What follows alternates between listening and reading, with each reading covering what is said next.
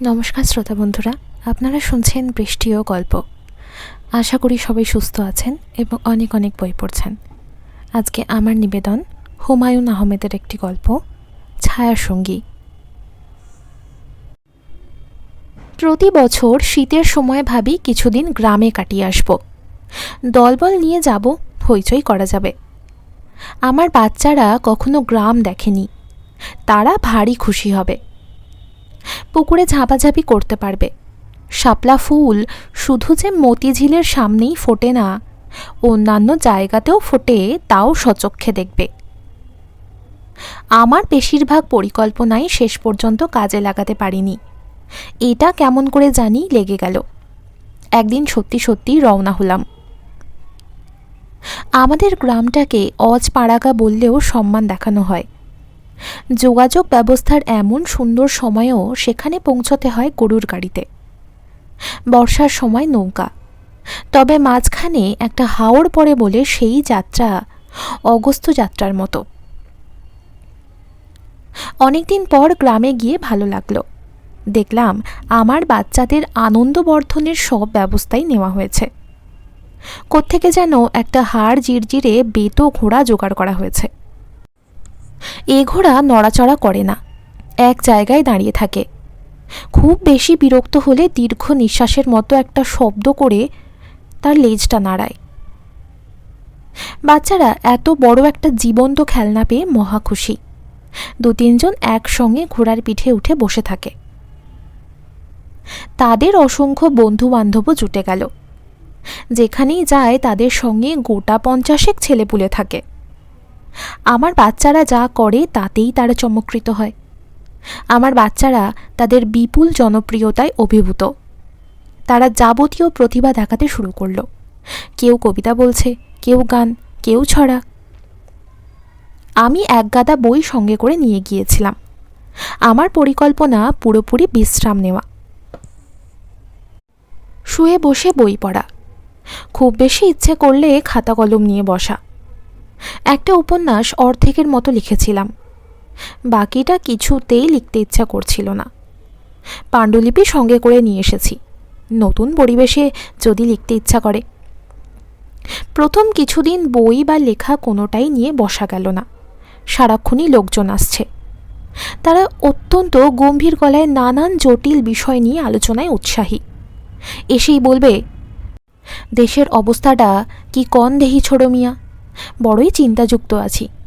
দেশের হাইলটা কি কি দেশ ছিল আর কি হইল। দিন 4-5 পর সবাই বুঝে গেল দেশ সম্পর্কে আমি কিছুই জানি না, গল্পগুজবও তেমন করতে পারি না। তারা আমাকে রেহাই দিল। আমি হাঁপ ছেড়ে বাঁচলাম। গ্রামের নতুন পরিবেশের কারণেই হোক বা অন্য কারণেই হোক, আমি লেখালেখি কাটাকুটি করি। সন্ধ্যায় স্ত্রীকে সঙ্গে নিয়ে বেড়াতে বের হই। চমৎকার লাগে। প্রায় রাতেই 1-2 করে গাতক আসে। এরা জ্যোৎস্না ভেজা উঠোনে বসে চমৎকার গান করে। সময়টা বড্ড চমৎকার কাটতে লাগলো। লেখার ব্যাপারে আগ্রহ বাড়তেই লাগলো। সারাদিনে লিখি। এক দুপুরের কথা, এক মনে লিখছি। জানালার ওপাশে খুট করে শব্দ হলো। তাকিয়ে দেখি খালি গায়ে রোগামতো 10-11 বছরের একটা ছেলে গভীর আগ্রহে আমার দিকে তাকিয়ে আছে। ওকে আগেও দেখেছি। জানালার ওপাশ থেকে গভীর কৌতূহলে সে আমাকে দেখে। চোখ পড়লেই পালিয়ে যায়। আজ পালালো না। আমি বললাম, কিরে? সে মাথাটা চট করে নামিয়ে ফেলল। আমি বললাম, চলে গেলি নাকি? ও আড়াল থেকে বলল, না। নাম কি রে তোর? মন্তাজ মিয়া। আয় ভিতরে আয়। না। আর কোনো কথাবার্তা হলো না। আমি লেখায় ডুবে গেলাম। ঘুঘু ডাকা শান্ত দুপুরে লেখালেখির আনন্দই অন্যরকম। মন্তাজ মিয়ার কথা ভুলে গেলাম। পরদিন আবার এই ব্যাপার। জানালার ওপাশে মন্তাজ মিয়া বড় বড় কৌতূহলী চোখে তাকিয়ে আছে। আমি বললাম, কি ব্যাপার মন্তাজ মিয়া, আয় ভেতরে। সে সে ভেতরে ঢুকল। আমি বললাম, থাকিস কোথায়? উত্তরে পোকা খাওয়া দাঁত বের করে হাসল। স্কুলে যাস না? আবার হাসি। আমি খাতা থেকে একটা সাদা কাগজ ছিঁড়ে তার হাতে দিলাম। সে তার এই বিরল সৌভাগ্যে অভিভূত হয়ে গেল। কি করবে বুঝতে পারছে না। কাগজটার গন্ধ শুকল। গালের উপর খানিকক্ষণ চেপে ধরে রেখে উল্কার বেগে বেরিয়ে গেল। রাতে খেতে খেতে আমার ছোট চাচা বললেন, মন্তাজ হারামজাদা তোমার কাছে নাকি আসে, আসলে একটা চোর দিয়া বিদায় করবে। কেন? বিরাট চোর, যাই দেখে তুলে নিয়ে যায়, ত্রিসীমানায় ঘেঁষতে দিবে না। 2 দিন পর পর মার খায়, তাতেও হুঁশ হয় না। তোমার এখানে এসে করে কি? কিছুই করে না। চুরির সন্ধানে আছে, কে জানে এর মধ্যে হয়তো তোমার কলম টলম নিয়েছে। না, কিছু নেয়নি। ভালো করে খুঁজে টুজে দেখো, কিছুই বলা যায় না। ওই ছেলের ঘটনা আছে। কি ঘটনা? আছে অনেক ঘটনা, পরে এক সময় বলবো। পরদিন সকালে যথারীতি লেখালেখি শুরু করেছি। হইচই শুনে বের হয়ে এলাম। অবাক হয়ে দেখি মন্তাজ মিয়াকে 3-4 জন চ্যাংদোলা করে নিয়ে এসেছে। ছেলেটা ফোঁপাচ্ছে, বোঝাই যাচ্ছে প্রচণ্ড মার খেয়েছে। ঠোঁট ফেটে রক্ত পড়ছে, একদিকের গাল ফুলে আছে। আমি বললাম, কি ব্যাপার? শাস্তিদাতাদের একজন বলল, দেখেন তো এই কলমটা আপনার কি না? মন্তাজ হারামজাদার হাতে ছিল। দেখলাম কলমটা আমারই, 4-5 টাকা দামের বল পয়েন্ট। এমন কোনো মহার্ঘ বস্তু নয়, আমার কাছে চাইলেই দিয়ে দিতাম। চুরি করার প্রয়োজন ছিল না। মনটা একটু খারাপই হলো। বাচ্চা বয়সে ছেলেটা এমন চুরি শিখল কেন? বড় হয়ে করবে কি? ভাই সাহেব, কলমটা আপনার? হ্যাঁ, তবে আমি ওকে এটা দিয়েছি, ছেড়ে দিন। বাচ্চা ছেলে, এত মারধর করেন কেন? মারধর করার আগে আমাকে জিজ্ঞেস করে নেবেন না? শাস্তিদাতা নির্বিকার ভঙ্গিতে বলল, এই মাইরে ওর কিছুই হয় না, এইটা এর কাছে পানি ভাত। মাইর না খাইলে এর ভাত হজম হয় না। মন্তাজ মিয়া বিস্মিত চোখে আমাকে দেখছে। তাকে দেখেই মনে হলো সে তার ক্ষুদ্র জীবনে এই প্রথম একজনকে দেখছে যে চুরি করার পরও তাকে চোর বলেনি। মন্তাজ মিয়া নিঃশব্দে বাকি দিনটা জানালার ওপাশে বসে রইল। অন্যদিন তার সঙ্গে 2-একটা কথাবার্তা বলি। আজ একটা কথাও বলা হলো না। মেজাজ খারাপ হয়েছিল। এই বয়সে একটা ছেলে চুরি শিখবে কেন?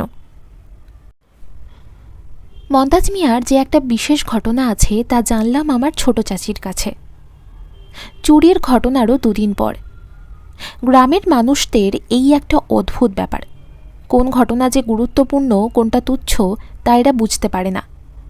মন্তাজ মিয়ার জীবনের এত বড় একটা ব্যাপার কেউ আমাকে এতদিন বলেনি, অথচ তুচ্ছ সব বিষয় অনেকবার করে শোনা হয়ে গেছে। মন্তাজ মিয়ার ঘটনাটা এই। 3 বছর আগে কার্তিক মাসের মাঝামাঝি মন্তাজ মিয়া দুপুরে প্রবল জ্বর নিয়ে বাড়ি ফেরে। সেই জ্বরের প্রকোপ এতই বেশি যে শেষ পর্যন্ত মন্তাজ মিয়ার হতদরিদ্র বাবা একজন ডাক্তারও নিয়ে এলেন। ডাক্তার আনার কিছুক্ষণের মধ্যেই মন্তাজ মিয়া মারা গেল। গ্রামে জন্ম এবং মৃত্যু দুটোই বেশ স্বাভাবিকভাবে গ্রহণ করা হয়।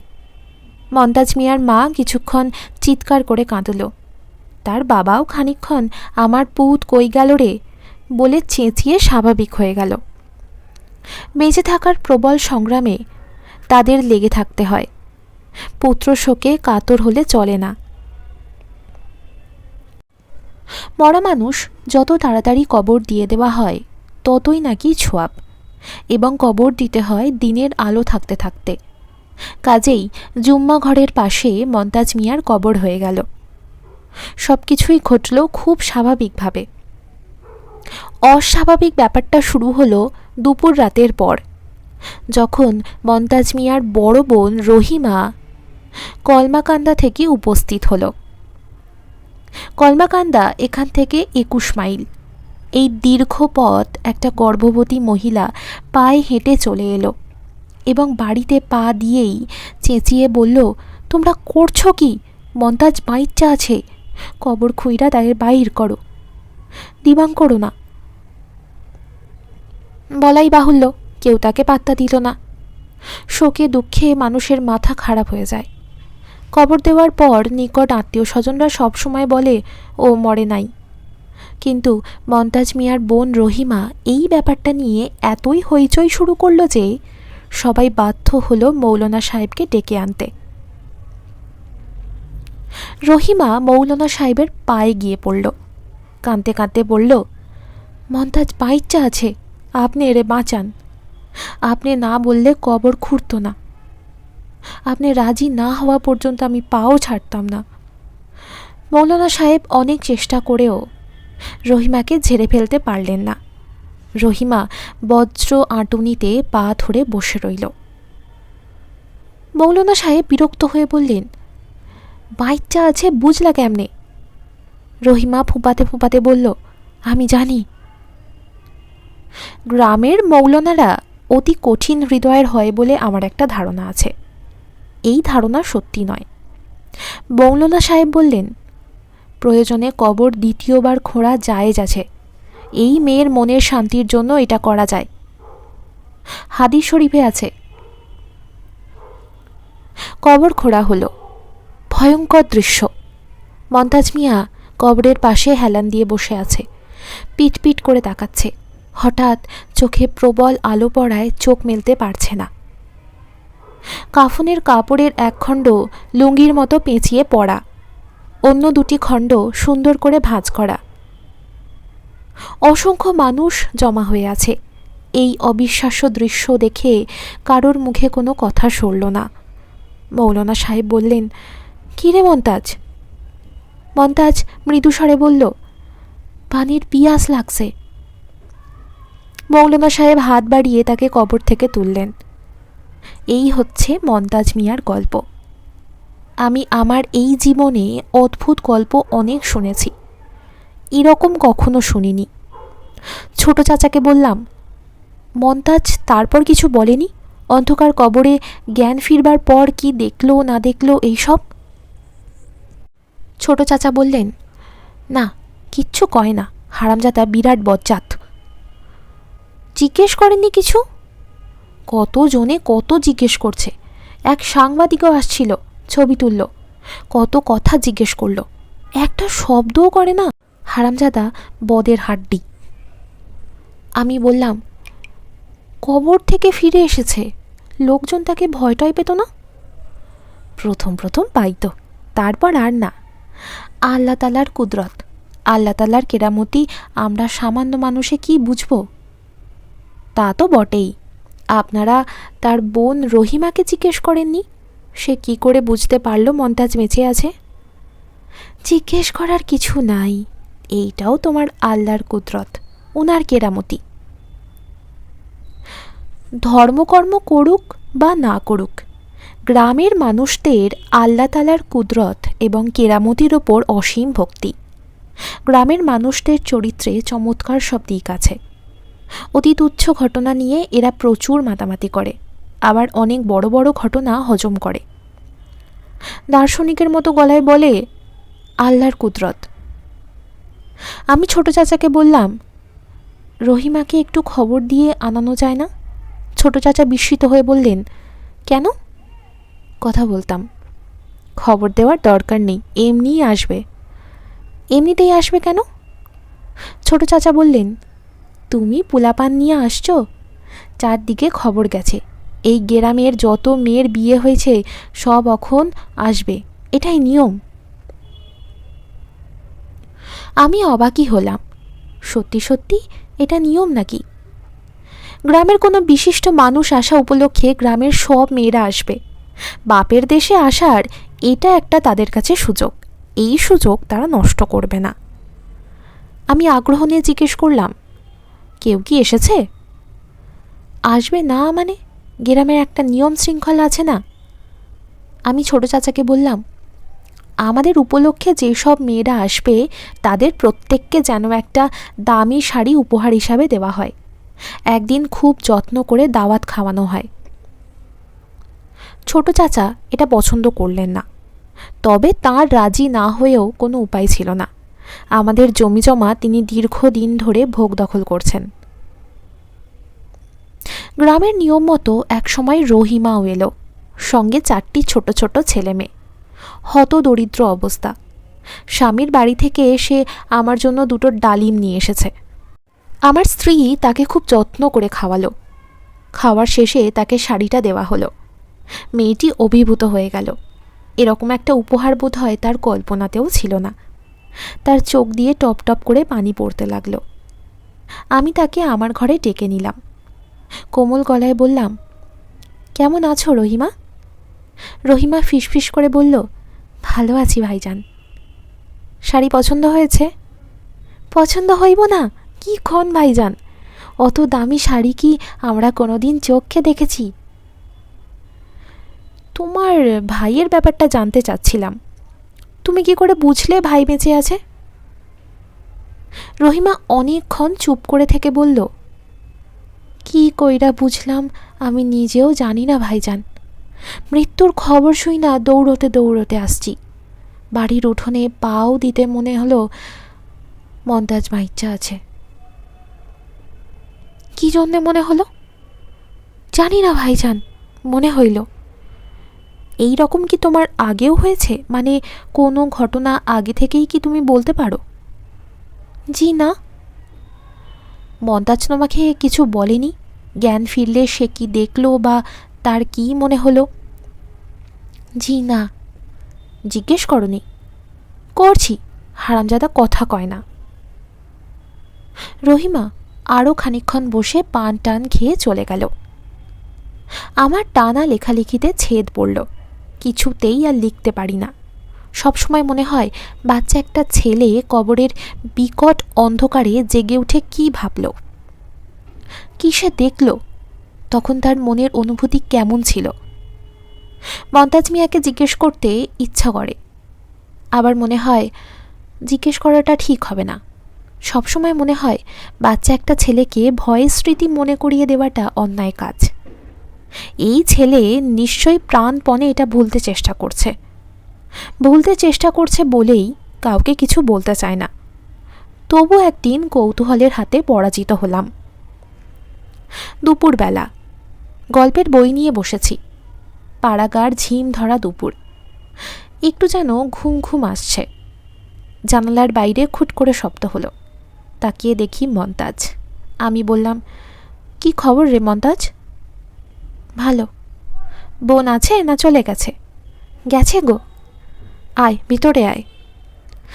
মন্তাজ ভিতরে চলে এলো। আমার সঙ্গে তার ব্যবহার এখন বেশ স্বাভাবিক। প্রায় খানিকটা গল্পগুজব হয়। মনে হয় আমাকে সে খানিকটা পছন্দও করে। এই সব ছেলেরা ভালোবাসার খুব কাঙাল হয়। অল্প কিছু মিষ্টি কথা, সামান্য একটু আদর, এতেই তারা অভিভূত হয়ে যায়। এই ক্ষেত্রেও তাই ঘটেছে বলে আমার ধারণা। মন্তাজ এসে খাটের এক প্রান্তে বসল। আড়ে আড়ে আমাকে দেখতে লাগলো। আমি বললাম, তোর সঙ্গে কয়েকটা কথা বলি, কেমন? আচ্ছা। ঠিক মতো জবাব দিবি তো? আচ্ছা মন্তাজ, কবরে তুই জেগে উঠেছিলি মনে আছে? আছে। যখন জেগে উঠলি তখন ভয় পেয়েছিলি? না। না কেন? মন্তাজ চুপ করে রইল। আমার দিক থেকে অন্যদিকে চোখ ফিরিয়ে নিল। আমি বললাম, কি দেখলি? চারদিকে অন্ধকার? হ। কেমন অন্ধকার? মন্তাজ এবার জবাব দিল না। মনে হচ্ছে সে বিরক্ত হচ্ছে। আমি বললাম, কবর তো খুব অন্ধকার, তবু ভয় লাগলো না?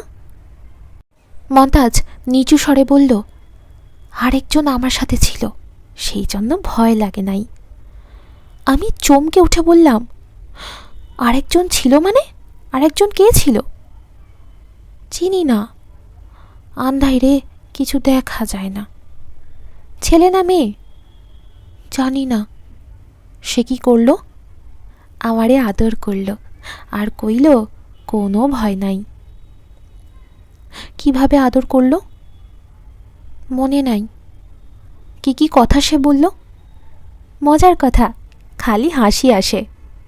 বলতে বলতে মন্তাজ মিয়া ফিক করে হেসে ফেলল। আমি বললাম, কী রকম মজার কথা, দু একটা বল তো শুনি। মনে নাই। কিছুই মনে নাই? সে কে, এটা কি বলেছে? জি না, ভালো করে ভেবে টেবে বলতো, কোনো কিছু কি মনে পড়ে? ওনার গায়ে শ্যাওলার মতো গন্ধ ছিল। আর কিছু? মন্তাজ মিয়া চুপ করে রইল। আমি বললাম, ভালো করে ভেবে টেবে বলতো, কিছুই মনে নেই? মন্তাজ মিয়া অনেকক্ষণ চুপ করে থেকে বলল, একটা কথা মনে আসছে। সেটা কি? বলতাম না, কথাটা গোপন। বলবি না কেন? মন্তাজ জবাব দিল না। আমি আবার বললাম, বল মন্তাজ, আমার খুব শুনতে ইচ্ছা করছে। মন্তাজ উঠে চলে গেল। এই তার সঙ্গে আমার শেষ দেখা। বাকি যে কদিন গ্রামে ছিলাম সে কদিন আমার কাছে আসেনি। লোক পাঠিয়ে খবর দিয়েছি, তবু আসেনি। কয়েকদিন নিজেই গেলাম, দূর থেকে দেখতে পেয়ে সে পালিয়ে গেল। আমি আর চেষ্টা করলাম না। কিছু রহস্য সে তার নিজের কাছে রাখতে চায়, রাখুক, এটা তার অধিকার। এই অধিকার অনেক কষ্টে সে অর্জন করেছে। শ্যাওলাগন্ধি সেই ছায়াসঙ্গীর কথা আমরা যদি কিছু নাও জানি, তাতে কিছু যাবে না আসবে না। শেষ হলো আজকের গল্প। গল্প পাঠ আপনাদের কেমন লাগলো কমেন্ট করে জানাতে ভুলবেন না। ভালো লাগলে অবশ্যই বন্ধুদের সাথে এবং পরিবারের সাথে শেয়ার করবেন। চ্যানেলটি সাবস্ক্রাইব করে রাখবেন যাতে আরও নিত্য নতুন গল্প আপনারা শুনতে পারেন। ভালো থাকুন, সুস্থ থাকুন, বেশি বেশি করে বই পড়ুন। শেষ অবধি আমার সাথে থাকার জন্য অনেক ধন্যবাদ।